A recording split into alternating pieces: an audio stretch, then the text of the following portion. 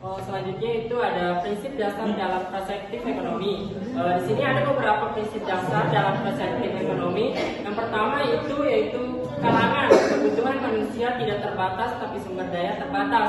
Kedua, biaya peluang. Setiap pilihan mesti memiliki konsekuensi, karena memilih sesuatu berarti mengorbankan yang lain. Dan yang ketiga itu efisiensi dan rasionalitas. Dalam ekonomi, manusia dianggap berusaha memaksimalkan manfaat dari sumber daya yang dimiliki. Kemudian yaitu perspektif ekonomi dalam kehidupan sehari-hari. Di sini perspektif ekonomi sebenarnya sangat dekat dengan kehidupan kita sehari-hari. Misalnya, saat kita memiliki antara membeli barang atau menabung, itu sudah termasuk pengambilan keputusan ekonomi. Perusahaan juga menetapkan ketika memiliki teknologi paling efisien, sedang pemerintah ketika menyusun anggaran negara. Jadi, ekonomi bukan hanya urusan uang, tapi juga tentang bagaimana kita membuat pilihan yang terbaik.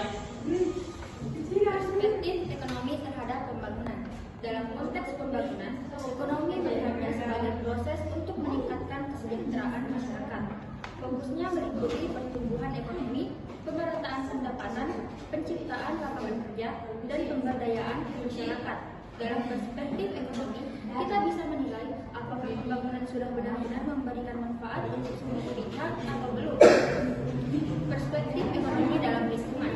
Sekarang kita lihat hubungan ekonomi dengan lingkungan. Ekonomi modern menekankan bahwa pembangunan harus efisien dan berkelanjutan.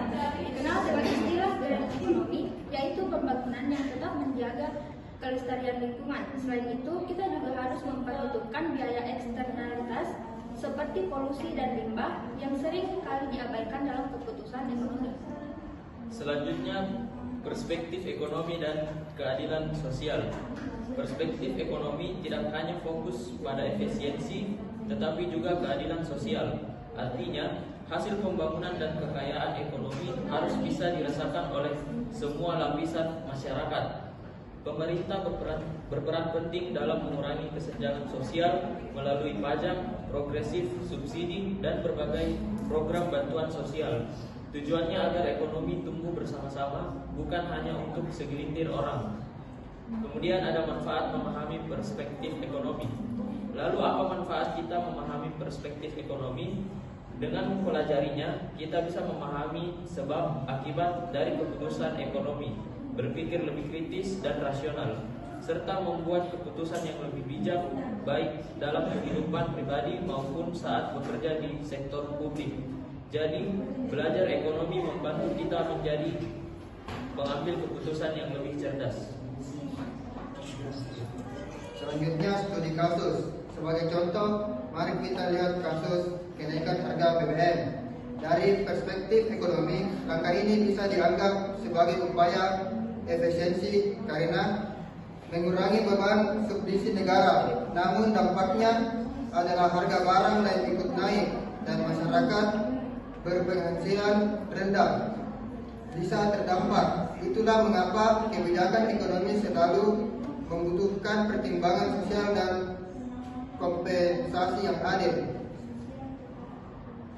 Jadi, perspektif ekonomi membantu kita melihat dunia dengan cara yang lebih rasional, bukan hanya berdasarkan emosi, tapi logika dan efisiensi.